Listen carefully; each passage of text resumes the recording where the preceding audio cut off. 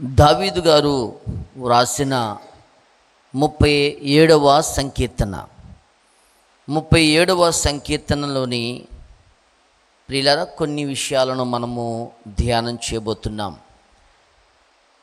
ఈ 37వ సంకీర్తనలోని ఏమని కీర్తన రాస్తున్నాడు దావీదు అనంటే, చెడ్డవారిని చూచి నీవు వ్యసనపడకము, దుష్కార్యములు చేయువారిని చూచి మత్సరపడకము, వారు గడ్డి వలె త్వరగా ఎండిపోవదురు, పచ్చని కూర వలనే వారు వాడిపోవదురు అని మాట్లాడుతున్నాడు.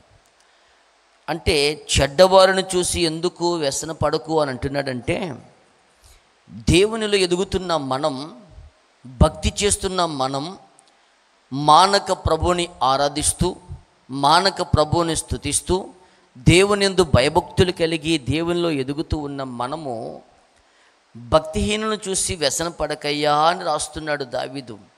ఇదే దావీదు అంటాడు, భక్తిహీనులు చూడు వారు ఎలాగూ వర్ధిల్లుచున్నారో అంటాడు. భక్తిహీనులు వారు ఒక ఉన్నతమైన స్థాయికి వెళుతుంటారు. అరే వారికి బాగుంది, వారి బాగోగాలు బాగున్నాయి, వారి వ్యాపారం బాగుంది, వారి ఉద్యోగం బాగుంది, వారికి దర్జాతనం బాగుంది, ఇంత భక్తి చేస్తున్నాను కదా, దేవుడు నన్నెందుకు కనికరించడు? వింటున్నారా? వాడు లోకానుసారమైన జీవితం జీవిస్తున్నాడు, పాప సంబంధమైన బ్రతుకుతున్నాడు, వాడేమో అంతగా దీవించబడుతున్నాడు, అంతగా అభివృద్ధి చెందుతున్నాడు, వాడికేంటి ఇంత భాగోగం జరుగుతుంది? భక్తి చేస్తున్నాను, నీతిగా బ్రతుకుతున్నాను, యథార్థంగా జీవిస్తున్నాను, నా వ్యాపారం ఎటు ఎలా ఉంది, నా ఉద్యోగం ఎటు ఎలా ఉంది, నా కుటుంబం ఇంత దీనస్థితిలో ఉంది అని చాలామందికి ఈ యొక్క భావన ఉంటుంది. అబద్ధాలాడే ఆమె, మోసాలు చేసే ఆమె, మోసాలు చేసేవాడేమో బాగా అభివృద్ధి చెందుతున్నారు, మరి నేనేంటి ఇలా అయిపోతున్నాను? వింటున్నారా? నీతిగానే ఉన్నాను, మందిరానికి వెళుతున్నాను, ఆరాధన చేస్తున్నాను, దేవుని స్తుతిస్తున్నాను, నా బ్రతికేటి ఎలా ఉంది, నా పరిస్థితి ఎటు ఎలా ఉంది అని మనము కొన్నిసార్లు కృంగిపోతూ ఉంటాం. ఎంత సేవ చేస్తున్నాను కదా, ఎంత పరిచర్య చేస్తున్నాను కదా, ఇంత ఉపవాసం ఉంటున్నాను, కన్నీరు కారుస్తున్నాను, ఇంతగా దేవుని కొరకు ప్రయాసపడుతు, నా సేవ ఏంటి ఎలా ఉంది, నా సంఘం ఏంటి ఎలా ఉంది అని భక్తిహీనులను చూసి నువ్వు వ్యసన పడకు అంటున్నాడు ఇక్కడ. వింటున్నారా? వాడు మోసం చేసి అన్యాయం చేసి ఒక్కసారిగా ఇంత డబ్బు సంపాదిస్తూ ఉంటే, అరే వాడు పరిస్థితి బాగుంది, నా పరిస్థితి ఎలా ఉంది, కుమిలిపోవద్దు, వ్యసన పడవద్దు అని మాట్లాడుతూ, భక్తిహీనులను చూసి నీవు వ్యసన పడకు ఏమండి అని మాట్లాడు, వారు గడ్డి వలనే త్వరగా ఎండిపోదురు అని మాట్లాడుతూ, వారు పచ్చని కూర మొక్కల వలె వాడిపోవుదురు, వారి బాగోగం కొంతకాలమేరా నాయన, నీకు శాశ్వతమైన కృపనిస్తున్నాను, నీకు శాశ్వతమైన జీవితాన్ని ఇస్తాను. నీవు నీతిమంతుడిగా బ్రతికితే, నువ్వు యథార్థవంతుడిగా జీవిస్తే, వినండి, నీకును నీ పిల్లలకును వారి పిల్లలకును 10 తరాల వరకు నేను మిమ్మల్ని ఆశీర్వదిస్తానని వాగ్దానం చేస్తున్న దేవుడైనా. భక్తిహీనులను చూసి, వారి యొక్క ఆ ఉందాతనాన్ని చూసి ఎందుకు నువ్వు వ్యసన పడుతున్నావు, ఎందుకు నువ్వు కృంగిపోతున్నావు? నిన్ను హెచ్చిస్తాను, నిన్ను ఉన్నతమైన స్థితికి తీసుకువెళతాను. దావీదు భక్తిపరుడు, దావీదు యథార్థవంతుడు, దావీదు నీతిమంతుడు, గొర్రెల కాపరిగా ఉన్న దావీదు ప్రార్థన ఆలకించాడు కదా. ఏమండి వినండి, ఎడారుల్లోనూ, కొండ గృహల్లోనూ, లోయల్లోనూ, ఏమండి అరణ్యముల్లోనూ సంచరించాడే. ఏంటి నా బ్రతికిలా అయిపోయిందని కుమిలిపోయాడే, కృంగిపోయాడే, వదిలేశాడా దేవుడు? ఏమండి అరణ్యాల పాలు చేశాడా దేవుడు? శ్రమలు కొంతకాలమే, కష్టాలు కొంతకాలమే, బాధలు కొంతకాలమే, నీ నీతి నిన్ను కాపాడునుగాక, నీ భక్తి నిన్ను రక్షించునుగాక, నీ పరిశుద్ధత నీ కుటుంబం మీద ఆయన ప్రభావమును కురిపించునుగాక అని విడిచిపెట్టేవాడు కాదు. 3వ వచనం అంటాడు, యెహోవా యందు నమ్మిక ఉంచి మేలు చెయ్యము, దేశమందు నీవు నివసించు, సత్యమును అనుసరించుము, యెహోవాను బట్టి సంతోషించుము. దేవునికి స్తోత్రం. అంటున్నాడు కదా ప్రియ దేవుని బిడ్డలారా, యెహోవా యందు నమ్మికయించు, మేలు చేయుము, దేశమందు నివసించి సత్యమును అనుసరించి జీవిస్తావు. అలా జీవించినప్పుడు అంటున్నాడు, యెహోవాను బట్టి సంతోషించుము. ఎదుటివాడి ఎదుగుదలను చూసి బాధపడకు, అసూయపడకు, వ్యసనపడకు. యెహోవాను బట్టి సంతోషించు. ఆహా, నాకు దేవుడున్నాడు, నా దేవుడు నన్ను ఆశీర్వదిస్తాడు, నా దేవుడు నన్ను బలపరుస్తాడని దేవుని బట్టి నువ్వు సంతోషించు. గొప్ప రక్షణ దేవునికి ఇచ్చాడు, గొప్ప స్వస్థత దేవునికి ఇచ్చాడు, గొప్ప ఆశీర్వాదం దేవునికి ఇచ్చాడు. దేవుని బట్టి సంతోషించు. కొందరు గుర్రములను బట్టి, కొందరు రథములను బట్టి అతిశయిస్తున్నారు. మనమైతే దేవుని నామాన్ని బట్టి అతిశయించాలి. వింటున్నారా అని మాట్లాడుతూ ఆయన అంటున్నాడు, ఆయన నీ హృదయ వాంఛలను తీర్చును, నీ మార్గమును యెహోవాకు అప్పగింపము. నీవు ఆయనను నమ్ముకునుము, ఆయన నీ కార్యములు నెరవేర్చునుగాక. నువ్వు యెహోవాను బట్టి సంతోషించినప్పుడు ఆయన నీ హృదయ వాంఛలను తీరుస్తాడు. వింటున్నారా? నీ హృదయములో ఎన్నో ఆలోచనలు ఉన్నాయి. నా బిడ్డలకు మంచి గృహం కట్టాలని, నా బిడ్డలు బాగా చదువుకోవాలని, మంచి ఉద్యోగస్తులు అవ్వాలని, మంచి వ్యాపారం చేయాలని, ఒక మంచి గృహం కట్టుకొని మంచిగా బ్రతకాలని నీ హృదయంలో ఎన్నో వాంఛలున్నాయి. నా బిడ్డకు మంచి వివాహం చేయాలని, నాకు మంచి గర్భఫలం కావాలని, నేను ప్రభు కొరకు ఇంకా కసిగా పని చేయాలి, నా ప్రభు కొరకు ఇంకా బలమైన సేవ చేయాలని నీ హృదయములో ఎన్నో వాంఛలున్నాయి. నా ప్రభు అంటున్నాడు కదా ఈ ఉదయకాల సమయంలో, ఆయన నీ హృదయ వాంఛలను తీర్చునుగాక, నీ కోరికను సిద్ధింపచేయునుగాక, నీ ఆలోచన యావత్తు సఫలపరచునుగాక. నమ్మితే గట్టిగా చప్పట్లు కూడా దేవుని స్తుతిద్దామా? దేవునికి స్తోత్రం. నా ప్రియమైన దేవుని బిడ్డలు గమనించండి, ఎవరెవరినో చూసి నువ్వు దుఃఖపడవద్దు, ఎవరెవరినో చూసి నువ్వు వ్యసన పడవద్దు.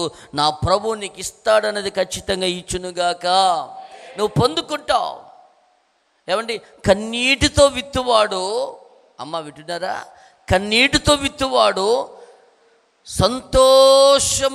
సంతోష గానముతో వారు పంట కోస్తారట. ఇప్పుడు కాస్తంత కన్నీళ్లు కారుస్తున్నావు, దుఃఖపడుతున్నావు, వేదన పడుతున్నావు. ఈ కన్నీళ్ళు కొంతకాలమే, ఈ దుఃఖము కొంతకాలమే, ఈ వేదన కొంతకాలమే.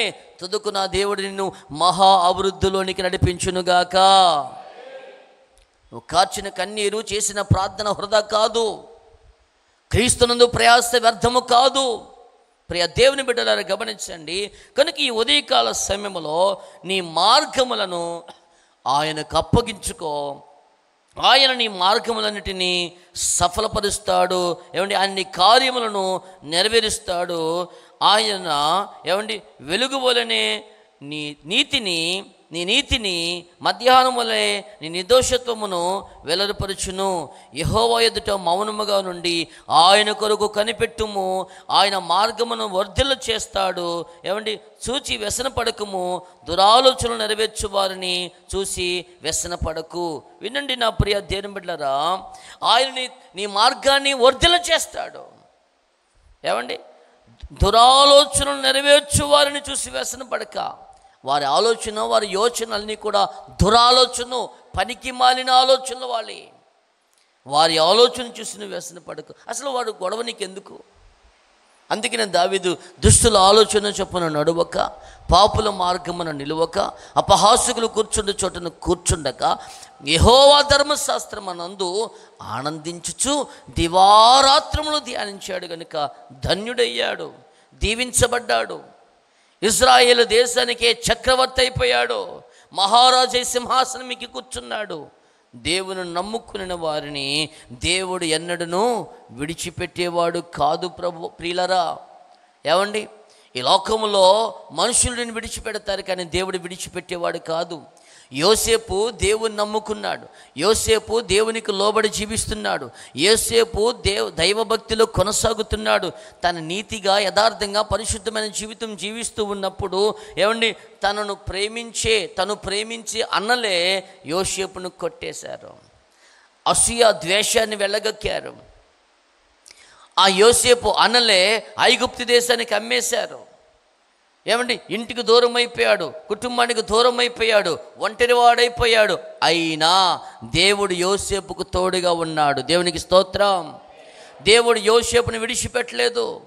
ఐగుప్తు దేశంలో ఎన్నో శ్రమలు అనుభవించాడు, కష్టాలు అనుభవించాడు, దేవుని కొరకు నమ్మకంగా జీవించాడు ప్రియులరా. కనుక యోసేపు మార్గాన్ని దేవుడు సఫలపరిచాడు, యోసేపును ఆశీర్వదించాడు. ఏమండి వినండి, బానిసగా వెళ్ళిన యోసేపు ప్రధానమంత్రి అయి కూర్చున్నాడు. దేవునికి స్తోత్రం. దేవుడు విడిచిపెట్టేవాడు కాదు ప్రియులరా. కనుక ఈ ఉదయకాల సమయంలో భక్తి చేస్తున్న నీవు, దేవునికి లోబడి జీవిస్తున్న నీవు, వాళ్ళను వీళ్ళను చూసి వ్యసన పడవద్దు. నా దేవుడు నిన్ను హెచ్చించునుగాక, నా దేవుడిని బట్టి నువ్వు సంతోషించు, ఆయన నీ హృదయ వాంఛలను తీర్చునుగాక. 9వ వచనం అంటాడు కదా, కీడు చెయ్యువారు నిర్మూలమగుదురు, యెహోవా కొరకు కనిపెట్టుకుని వారు దేశమును స్వాతంత్రించుకుందురు. దేవునికి స్తోత్రం. దావీదు తన అనుభవంతో రాసిన కీర్తన. యెహోవా కొరకు కనిపెట్టుకుని వారు దేశమును స్వతంత్రించుకుంటారు. దావీదు వినండి, దావీదు నిందలు, అవమానాలు, బాధలన్నీ అనుభవించాడు, కానీ దేవుణ్ణి మాత్రం విడిచిపెట్టలేదు. రోజుకి 7 సార్లు స్తుతిస్తున్నాడు, 3 పర్యాయాలు ప్రార్థన చేస్తున్నాడు, దేవుని మీద ఆధారపడ్డాడు, దేవుని నమ్ముకొని జీవిస్తున్నాడు. కనుక దావీదును దేవుడు దేశానికే రాజుగా చేశాడు, ఇశ్రాయేల్ దేశం మీద రాజుగా నియమించాడు. అనంటే దాని అర్థం ప్రియులరా, అనుభవంతో రాస్తున్నాడు, యెహోవా కొరకు కనిపెట్టుకుని వారు దేశమును స్వాతంత్రించుకుందురు. నువ్వు దేవుని యందు విశ్వాసముంచు, దేవుని యందు ఆధారపడు, దేవుని నమ్ముకుని ఉన్నావు కనుక నా దేవుడు నిశ్చయముగా, నా దేవుడు నీకు ఈ దేశమును నీకు అనుగ్రహించునుగాక. ఈ దేశం అనేకమైన ఈవులను నువ్వు పొందుకుంటావు. యెహోవా కొరకు కనిపెట్టుకుని వాడు దేశమును స్వతంత్రించుకుంటాడట. అంతేకాదు ప్రియులరా, ఇంకేమంటాడు, ఇంకా కొంతకాలమునకు భక్తిహీనులు లేకపోవదురు. ఏ భక్తిహీనులనైతే చూసి నువ్వు వ్యసన పడుతున్నావో, ఏ భక్తిహీనులనైతే చూసి అయ్యో అయ్యో వాళ్ళు చూడు ప్రభువా, వాళ్ళు చూడు అని అంటున్నావో, వాళ్ళట కొంతకాలానికి భక్తిహీనులు లేకపోవుదురు. వారి స్థలమును జాగ్రత్తగా పరిశీలించినను వారు కనబడకపోవుదురు. ఎవరు వీళ్ళు? భక్తిహీనులు. వింటున్నారా? కొన్ని పిచ్చి మొక్కలు మొలుస్తాయి, కొన్ని గడ్డి మొక్కలు మొలుస్తాయి, రాయి మీద మొలుస్తాయి. ఏమండి, వేరుండదు అట్లకి. ఒకసారిగా వికసిస్తే అబ్బాయి ఎంత బాగుందని వృక్షం అనుకుంటాం, సాయంత్రానికి వాడిపోతుంది అది. అలాగునే భక్తిహీనులు కనబడకపోతారట.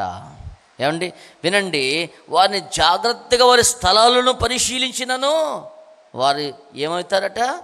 కనబడగరట. వినండి, ఎవరు అక్కర్లేదు, దావీదు ఎందుకు ఈ మాట రాస్తున్నాడంటే, సౌలు ఏమండి మంచిగా దేవుడు ఆశీర్వదిస్తే సౌలు దేవునికి అవిధేయుడిగా జీవించాడు, సౌలు భక్తిహీనుడిగా బ్రతికాడు. వినండి, దావీదు కళ్ళ ముందే సౌలు అభివృద్ధిని చూశాడు, దావీదు కళ్ళ ముందే సౌలు యొక్క ఏమంటే రాజరికాన్ని చూశాడు, దావీదు కళ్ళ ముందే సౌలు ఎంతగా ఎదిగిపోయాడో చూశాడు, దావీదు కళ్ళ ముందే సౌలు పతనాన్ని చూశాడు, సౌలు యొక్క నాశనాన్ని చూశాడు, సౌలు కుటుంబం నాయన ప్రియుల చిన్నాభిన్నం అయిపోవడం చూశాడు. ఇది చాలదా? ఉదాహరణకు మనం చూసుకుంటే ఇది చాలదా? వినండి ప్రియులరా, ఇదే దావీదు అదే సౌలు దగ్గరికి వెళ్ళి, రాజా నాకు అవకాశం ఇవ్వండి, గొలియాతును లేపేస్తానన్నప్పుడు ఏమండి ఆయన దగ్గర చేతులు కట్టుకొని నిలబడ్డాడు. ఏమండి ఇప్పుడు ఈయనే మహారాజై కూర్చున్నాడు. ఏమండి దిక్కులేని చావు చచ్చిపోయాడు. ఎవరో? సౌలు. దేవునికి అవిధేయుడిగా జీవించాడు. ఏమండి సౌలు కుటుంబం కానీ ఏది కనిపించకుండా సునాయాసం నాశనం అయిపోయింది. వినండి, భక్తిహీనులు వారిని చూడగా వారి దేశంలో కనబడరట. భక్తి కలిగిన వారు నిత్యము వర్ధిల్లుతారు. ఇంకా కొంచెం కిందకు చదివితే రేపటి దినాన మనము దానిని ధ్యానించుకుందాం పిల్లరా. కనుక అంటున్నాడు కదా, ఇంకా కొంతకాలం వారు కనిపించరు, వారిని చూసి నువ్వు ఎందుకు వ్యసన పడతావు? ఇదిగో యెహోవా యందు నమ్మిక ఉంచిన వారు కదలక, వింటున్నారా? యెహోవా యందు నమ్మిక ఉంచువారు కదలక నిత్యము నిలుచు సియోను కొండవలె నుందురు. దేవునికి స్తోత్రం. నిత్యము కదలని వారిగా స్థిరులుగా నా దేవుడు మిమ్మల్ని స్థిరపరచునుగాక, దేవుడు మిమ్మల్ని బలపరచునుగాక, మీ హృదయ వాంఛలను తీర్చునుగాక, మీ కోరికలు సిద్ధింపచేయి, మీ మార్గం సరళము చేయునుగాక. అలాంటి కృపతో నా దేవుడు మిమ్మల్ని నింపునుగాక. రండి, తలలు వంచి కళ్ళు మూసుకొని ప్రార్థన చేద్దాం.